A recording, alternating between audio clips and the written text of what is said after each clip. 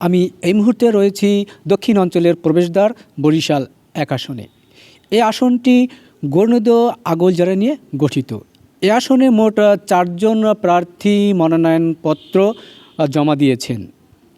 এর মধ্যে রয়েছেন বিএনপি থেকে মনোনয়ন প্রার্থী যিনি এই আসনের সাবেক সংসদ সদস্য, বিএনপির চেয়ারপারসনের উপদেষ্টা এম জহিরুদ্দিন স্বপন, এবং জামায়াত ইসলাম থেকে মনোনয়নপত্র জমা দিয়েছেন হাফেজ কামরুল ইসলাম, এবং জাতীয় পার্টি থেকে মনোনয়নপত্র জমা দিয়েছেন শ্রেণিয়াবাত সেকেন্দার আলী।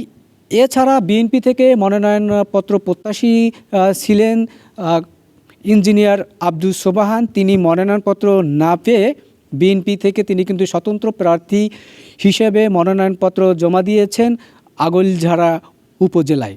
এই আসনে মোট ৪ জন প্রার্থী এবারের যে ত্রয়োদশ জাতীয় সংসদ নির্বাচন, এই সংসদ নির্বাচনে তারা প্রতিদ্বন্দ্বিতা করবে।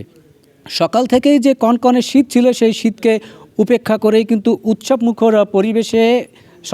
উৎসবমুখর পরিবেশেই কিন্তু ৪ জন প্রার্থী তাদের মনোনয়নপত্র জমা দিয়েছে।